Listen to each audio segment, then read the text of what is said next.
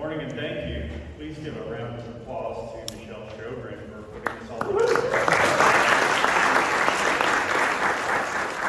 So as Michelle steps off to the side, and I've had that unenviable position of having to introduce and thank our elected leaders, our community leaders. Right about now, there's someone texts me and says, you forgot to introduce somebody. So thank you so much for welcoming us today. You know, as we started down this concept and this venture, we were in the beginning of COVID, the number of Floridians that net increase was coming to the state of Florida was 1,000 a day. And that's a daunting thought to how fast our state is growing. In that growth, we saw more people applying to the state university system than ever before. And at the point, we watched the University of Florida, we watched University of Central Florida, Florida State University, their acceptance rates started dropping into the 20s and teens. Those students still needed and wanted a valuable education. And St. John's River State College provided that need without even looking. Thank you so much to the administration for doing that. This is part of that vision to help welcome students to have the true college experience, to provide what really everyone here already knows in Putnam County, that Black is the jewel of our part of North Florida. We bring them in and we hope that they learn, they get trades, not just trades, college educations that help them in the careers of nursing, criminal justice, those areas that are high-paying jobs without coming out of college with crushing debt. This building from concept to fruition is the embodiment of what we're supposed to do for our students. So everyone who's here today, I know you were a large part of this. Thank you so much for coming, and thank you so much for your support of the college.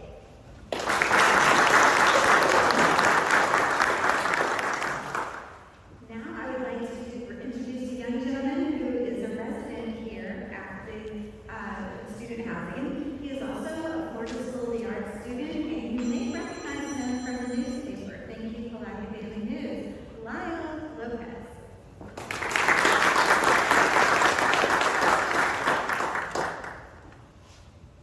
Good morning. I'd like to begin by actually sharing the what if. Many of us probably have had our what if moments, but many of these what if moments are just wishful thinking, and it stays exactly that way. Fanciful dreamings and daydreamings, if you were. But that is not the case right here. A year ago, I returned back from the Philippines in order to finish my education, and praise God, I did graduate for musical theater in Florida School of the Arts. But as I was walking, I saw that there was a building being constructed. And I stood there in the library, taking a look at it day by day, watching it build up, panel by panel, piece by piece. Soon enough, I looked up and I said, I wonder what it would feel like to live there, to be there, since I somewhat understood that that was going to be the residential hall. And then as I was thinking on those what ifs, I also thought of, what about finishing my degree further? What if I actually finished more and achieved a bachelor's degree in St. John's River State College? Well, today I actually would like to tell you, and glory to God for that I am on those two tracks as the first of the three resident assistants here in our housing, and also achieving and going for my bachelor's through Florida School of the Arts as production design major. It has been such a privilege, a blessing, and an honor to see that these dreams do come true, and that what ifs don't have to stay as what ifs. That if there are people of like-minded hearts, souls, and just that idea to bless and encourage, to become a pinnacle in order to bring about success to our county, to our state, and possibly to our entire country, that is, in fact, an ability that we can achieve. So, St. John's River State has consistently faced uncertainty, and yet has won and conquered the odds through unwavering faith, compassion, goodwill, and an intense spirit. This spirit is evident in every program that we see, from our esteemed athletic department, our nursing programs, our theater programs, our arts programs. resources, and every single program that I did not get to mention since there's a lot. But that being stated, there is no impossible dream. Under the visionary guidance of President Pickens, we are now embarking on this journey to witness the realization of a dream in our resident hall that started 17 years ago. And this hall represents a convergence of minds and hearts, united in our collective effort to make a profound impact to our country. It is the experience that we here in St. John's River State and student housing offer. It's not just a place to stay, not just a place to sleep, but you can build up community. You can build up something that is achievable only by the people here who decided and who thought that, hey, look here, we can make this happen for our students. This housing stands more than just a home away from home, but this is going to be a second family. Telling this generation whose hearts have been bruised by uncertainty that we are not alone, that we stand together and rise together to build and share in the days to come. Thus I conclude with gratitude and with hope as I express my praise and gratitude to God for St. John's River State College. And I want to extend my heartfelt appreciation to everyone who played a pivotal role in making this remarkable milestone possible. This includes President Pickens, the Sloan family, Capstone on-campus management, and those who have dedicated their hearts and souls to this amazing venture. And I look forward to seeing this as just the beginning of something amazing and great that will impact our entire county and our entire state and our entire country. God bless us all. Thank you, everyone.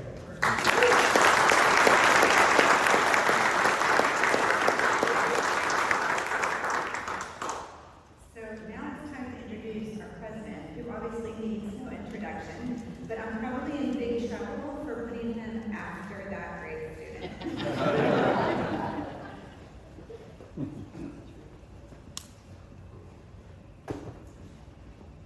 That was question number one I had was who in the hell's idea was it for me to follow? I'm used to being the guy that you don't want to follow. And so this is going to be tough because this is really obviously important to me. Representative Sapp, you will learn during your career that a lot of people say a lot of things about you, most of them very complimentary. Most of those people are paid good money to say nice things about you. But you really learn about yourself and about a lot of things from your constituents who are not necessarily paid. And I'm going to tell you that I'm used to talking. In fact, Oral Sorrells from South Putnam County, the late Oral Sorrells, who was a constituent of mine and knew me and knew Bill from the time that we were young boys. After I was campaigning my last time, and he let me put up a big 4x6 sign, out front on US 17. And then when he was done, he brought it back to his shop. He was a mechanic, and he hung it up in his garage with a sign that he made up himself. And the sign said, "Joe Pickens, my representative. He ain't much to look at, but he sure can talk." And so I stand before you knowing that I have it on good authority from Oral Sorrells that I may not be much to look at, but I sure can talk. And this is going to be maybe the most important one for me that I ever could imagine. I am known as unemotional until I become emotional.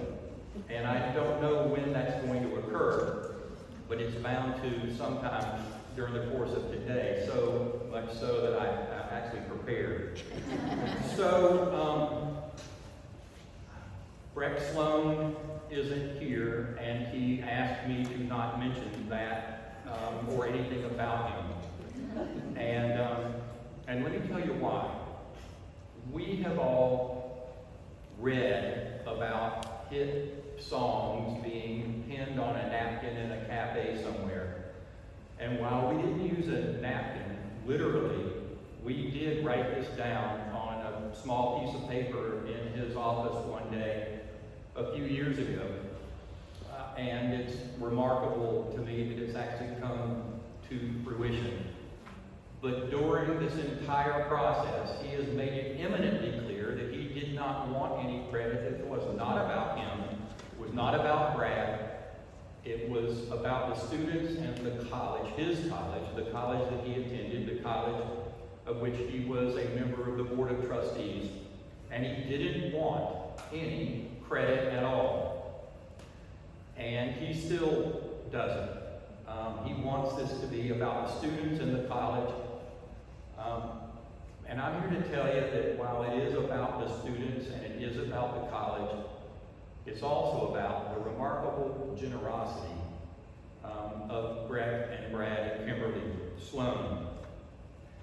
It says in the program, and I've said in the paper, what they have done for us is allowed us to do something that we would never, ever, ever be able to do ourselves.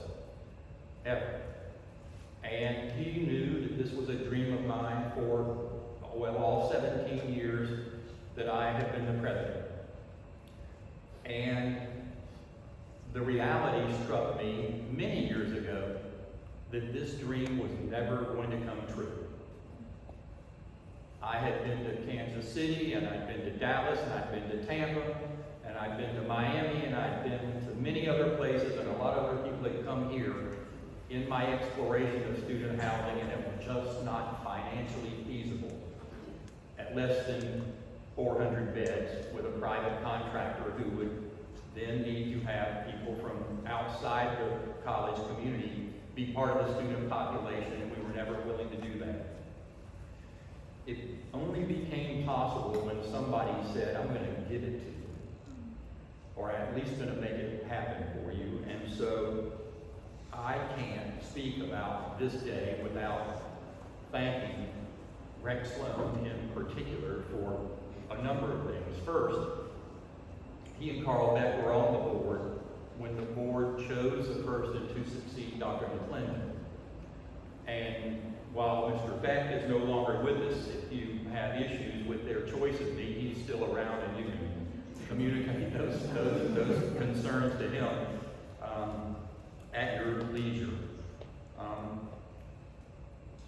Rex Sloan believed in me. He believed in this college, but more importantly, he did this, as he told me, because he believed in what we would do with what they were going to do for us. And that is the most remarkable compliment I think that I could ever get, having been entrusted this institution. And before I move on to a few other things, I want to mention 3 people, maybe 4. The first is Dr. McClendon himself. I resented Dr. McClendon for the first few years that I was the president here because of my insecurities, but now that I've been here a good long while, I realize the satisfaction that he must have gotten in understanding that he built everything that this college is, not just here, but in Orange Park and St. Augustine, he built. He made happen. And I wish that he were here to see this day. And I intend to communicate that to Vivian personally when I get the time. The second is we should never discount the contributions that Melissa Miller has made to this particular college and this campus. And she is in the back, and I vow that as long as I'm the president and I'm before a group of people, I'm going to recognize the lifetime that Melissa spent trying to make this college as great as it could possibly be. So she's in the back, and we take a moment. Thank you.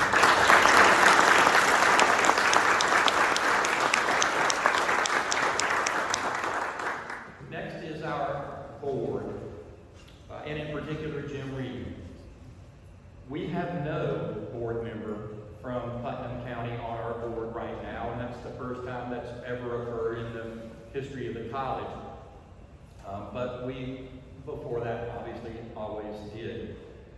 But for a good while, Jim was the only member of the board from Putnam County, and Jim was a steadfast supporter of this college, and in particular this campus. And while they're appointed to represent the entire college, especially when you're from here and it's the smallest campus, you can't help but, I think, Jim, stick up for the little guy every once in a while, and he did that every single board meeting, but in his day-to-day activities and contact with me.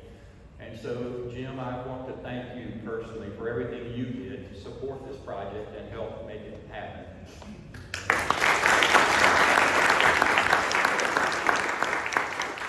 And Rich didn't allude to this, but so you heard that Jim was the only board member from Putnam County on the board for the last few years. Well, that means that all of the decisions that were made to support this project on this campus, notwithstanding its size or lack thereof, those decisions were made by a board of people from Clay and St. Johns counties who also believed in the future of Palatka and the future of this campus and wanted to make sure that they did their part in making that dream possible. But it would have been really easy for those board members to say, you know, it sounds like a good project, but we're not sure that we should be putting this much money in that few students. But they didn't. They supported this project and the couple of others that I'm going to mention in a minute from the very beginning. And I find it to be very uplifting that you were willing to do that, each of you. And so from the bottom of my heart, I want to thank you for being trustees for the whole college, not just that college where you live. Thank you. And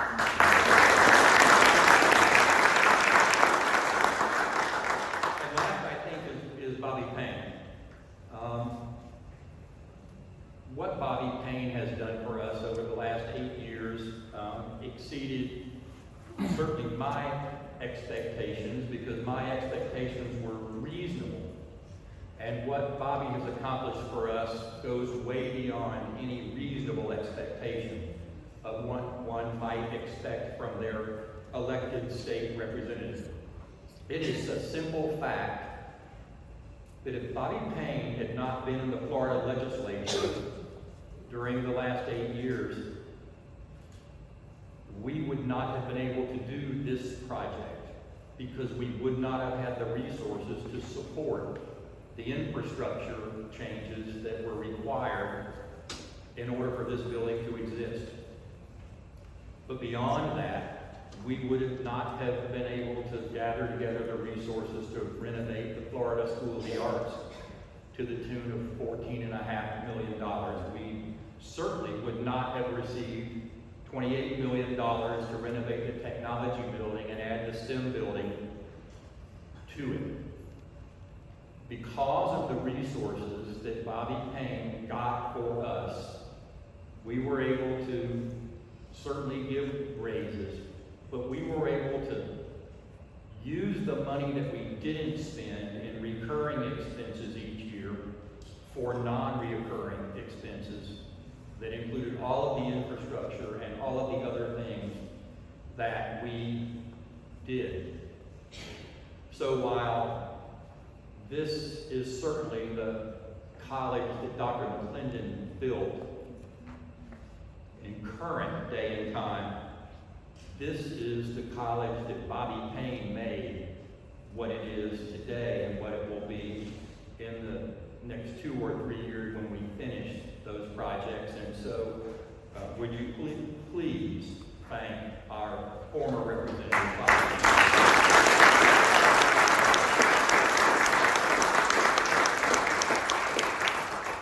So why Carl Beck? Many of you may have never met Carl Beck, but I certainly did. I moved back to Putnam County at Thanksgiving of 1985, and began the practice of law with Jay Asbury in January of 1986. And sometime in the spring of that year, Carl Beck walks into our law office and says, "I'm Carl Beck. I'm moving to Palatka to try to buy and try to resurrect the Alfaro Chrysler dealership, and I need a lawyer." And his brother, who was a lawyer in Illinois, had told him, just find out who represents the largest bank and go to that law firm. Well, that law firm that represented Barnett Bank at the time was Jay Asbury and me. And that's how I ended up with Carl Beck. And our journey together was certainly buying the Chrysler dealership and then the Nissan dealership and then buying the land and building the new dealerships out where you see them today. And there were dozens and dozens of other land deals, business deals. Carl was not just a car dealer, Carl was a dealer. Not a drug dealer.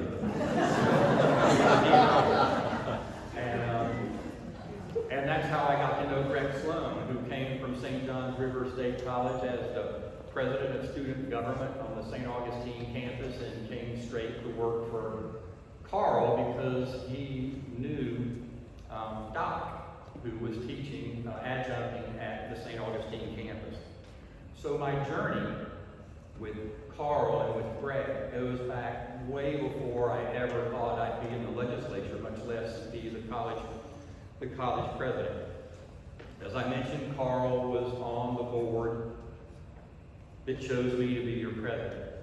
Carl was on our foundation board for well over a decade, and he chaired the foundation board for 10 years in a row. He is a board chair emeritus for our foundation. But more importantly, Carl believed in Putnam County, I think before some of us believed in it ourselves. He picked up and came here and built the businesses, plural, that he did because he believed in Putnam County. And when he passed away during COVID, really quite unexpectedly, that was one of the things that was a catalyst for Breck and I to consider how we might recognize him. And while the board is taking official action this afternoon to authorize the naming of this building, I hope, after Mr. Beck, it has been stated in board meetings all along that it was our intent to recognize Mr. Beck and his influence on Breck's life and my life, and certainly Putnam County's life, by naming this building after him. It makes it easier that we have been promised by the Beck Trust a gift over time exceeding $1 million for the privilege of doing something that we probably were already going to do anyway. And so I want to, where is Terry? All right, so we're gonna do the dedication now, and it's gonna be, I think, in 2 parts. Terry's gonna do an unveiling, and then we are gonna go outside for the ribbon cutting. And what I want to close with is this.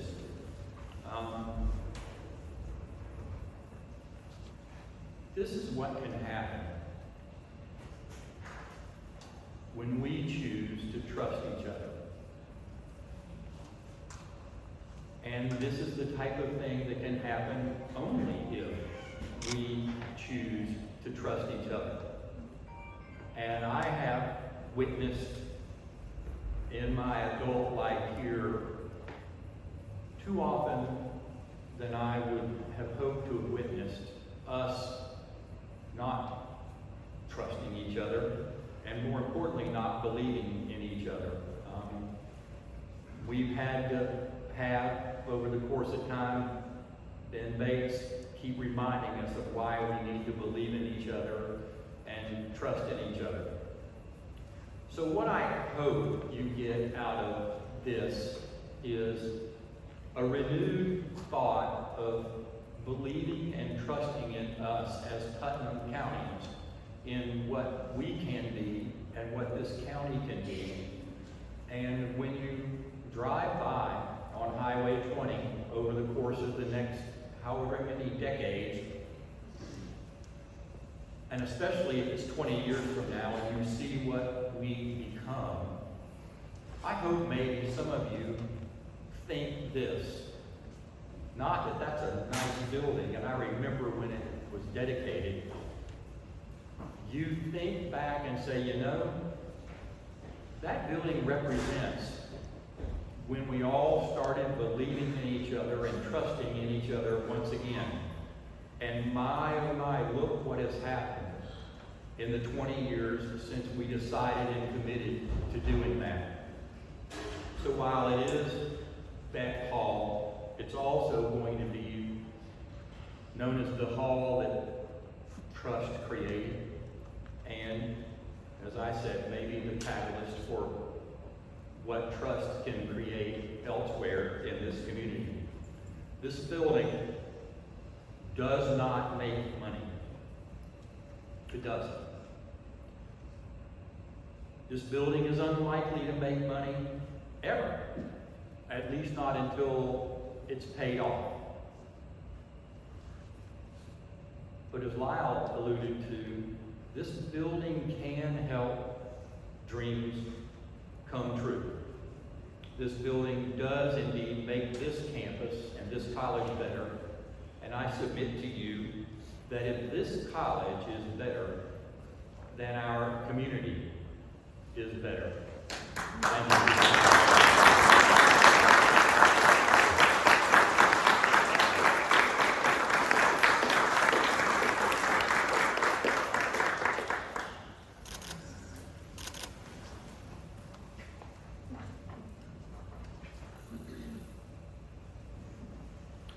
All right, hold on. So we bestow these beautiful beings on a very select few, the most recent being the late John Thrasher, for everything that he has done for us. And so about, just before Carl passed away, we recognized him at a graduation ceremony, and nobody's been able to find the medallion that we gave him, because we hope to have it here in the lobby somewhere. And so what we chose to do instead was bestow this posthumously upon Mr. Beck, and it will reside here in the lobby, and it just simply says, Carl C. Beck Hall, established September 17, 2025. Let's go outside and finish the job.